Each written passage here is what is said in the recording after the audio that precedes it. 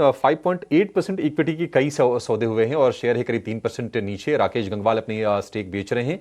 आज सुबह खबर आई कि ब्लॉक डील का साइज ही बढ़ाया गया है और उसके बाद स्टॉक में हम ये रिएक्शन देख रहे हैं क्योंकि जो फ्लोर प्राइस था वो नीचे था, 5,170 रुपए के आसपास की फ्लोर प्राइस था। तो ये तो पता था कि थोड़ा नीचे शेयर ये आके कारोबार करेगा।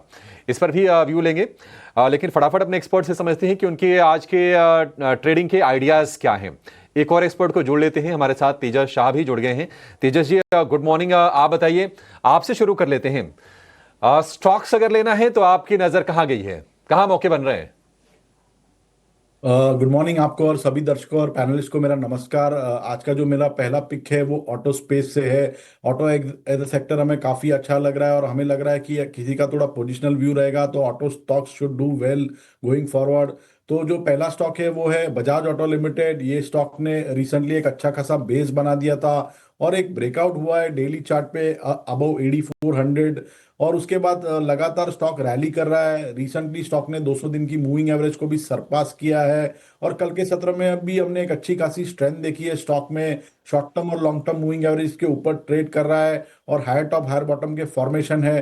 तो करंट भाव पे यहाँ डिप में खरीदारी करिए बजाज ऑटो में। इसमें आपको स्टॉप लॉस लगाना है 8,650 के नीचे। इसका पहला लक्ष्य रहेगा 9,275 का और दूसरा लक्ष्य रहेगा 9,550 का। और और दूसरा जो मेरा स्टॉक है वो मेटल सेक्टर से है। मेटल एज ए सेक्टर भी हमें लग रहा है कि बॉटम आउट हो गया है। और जो टॉप पिक्स है मेटल स्टॉक्स में वो है टाटा स्टील और सेल सेल लिमिटेड।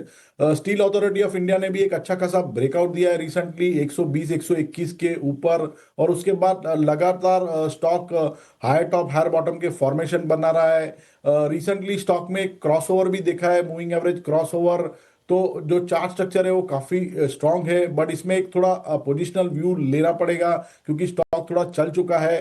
तो करंट भाव पे यहाँ डिप में खरीदारी करिए steel Authority of India limited में। इसमें आपको स्टॉप लॉस लगाना है 116.50 के नीचे। इसका पहला लक्ष्य रहेगा 140 का और दूसरा लक्ष्य रहेगा 151 and time horizon will be 1 to 2 months। ठीक है, 140 और 151 का टारगेट होगा सेल के लिए। 116 रुपये 50 पैसे का आपको स्टॉप लॉस लगा के चलना है और बजाज ऑटो के लिए 9,275 और 9,550 ये दो टारगेट होंगे। ये दो शेयर आपके लिए, हालांकि दोनों कमजोर आपको थोड़े दिखेंगे, सेल्स अपार्ट है, बजाज ऑटो थोड़ा नीचे है, लेकिन आपके लिए ये मौके इसमें बन जाएंगे।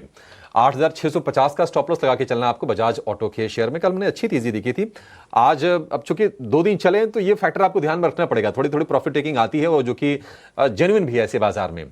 चंदन जी, आप बताइए, इंडेक्स का व्यू तो हो गया, स्टॉक्स में आपके हिसाब से कहां एंट्री करें? सेलेक्टिव डिफेंस काउंटर में थोड़ी सी बाइंग इंटरेस्ट देखने को मिल रहा है क्योंकि थोड़ा सा मार्केट का सेटअप चेंज हुआ है। जो स्ट्रेंथ वाले काउंटर थे वहां पे थोड़ा सा लिक्विडेशन देखने को मिला है जिस हिसाब से मार्केट में वापस सेटअप बना है। तो एक तो मैं बीडीएल पे फोकस करना चाहूंगा, भारत डायनामिक लिमिटेड। यहाँ पे पिछले 7-8 दिनों का कंसोलिडेशन ब्रेकआउट हुआ है।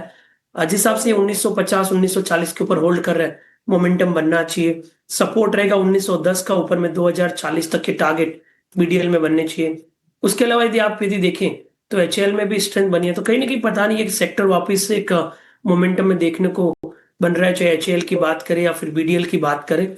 और इसके अलावा यदि हम दूसरे सेक्टर की बात करें तो हिंद को ऊपर पे ध्यान रखना चाहिए। यहाँ पे एक पॉजिटिव मोमेंटम है, 3 दिन से हाई राइज हाई लॉस बन रहा है। 241 के सपोर्ट है, 252 तक के टारगेट के।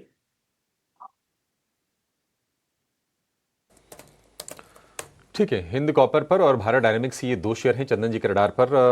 आपको वहां पर फोकस करके चलना चाहिए, लेकिन जो